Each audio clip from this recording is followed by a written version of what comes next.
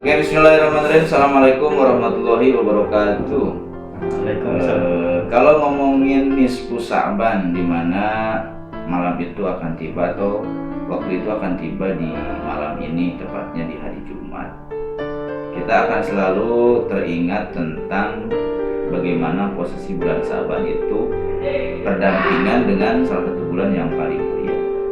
Karena ngomongin sesuatu yang Allah ciptakan di muka bumi ini, pasti tentunya semuanya punya pemimpinnya.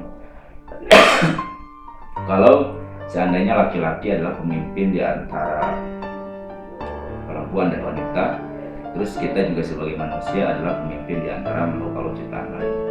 Terus juga pasti Allah menciptakan hari ada pemimpinnya, malam juga ada pemimpinnya, begitupun bulan ada pemimpinnya. Nah, kenapa bulan Sa'ban istimewa? Karena seandainya kita logika ada pemimpin, presiden contohnya, itu ketika ada orang yang berdiri di samping presiden pasti sudah punya jabatan. Tidak mungkin orang yang tidak punya jabatan. Begitupun ketika Ramadan itu ditakdirkan untuk jadi pemimpin di antara bulan-bulan lain, di antaranya pasti ada istimewa karena bulan Sa'ban itu bertepatan sebelum dengan datangnya bulan Ramadan.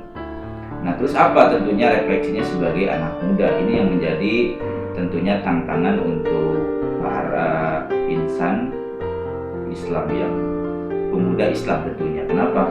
Karena di tengah zamannya yang luar biasa, kita harus terbiasa bahwa kembali lagi terhadap fitrah kita diciptakan. Karena kalau ngomonginnya tentang duniawi tidak akan pernah ada habisnya. Setiap insan yang diciptakan hari ini, kalau kita tidak mengenali kenapa kita diciptakan ke muka bumi ini, terus untuk apa kita diciptakan, maka tentunya semua orang di muka bumi ini pasti akan bersaing tanpa ujung yang pasti. Sehingga itu semua harus dilandasi bahwa sebenarnya kita diciptakan tidak lain dan tidak bukan adalah wa ma khalaqtul jinna wal insa illa liya'budun. Wa ma khalaqtul insa wal jinna illa liya'budun. Bahwasanya tidak aku ciptakan jin dan manusia itu untuk beribadah, kata Allah kepadaku.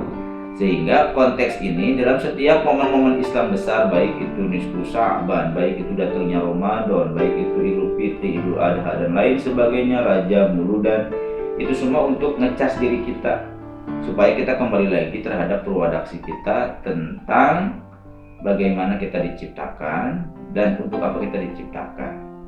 Jadi mudah-mudahan dengan momennya datangnya bulan nisfu Sa'ban justru tidak lain dan tidak bukan untuk kembali mengenal siapa diri kita, untuk apa diri kita, dan kemana arah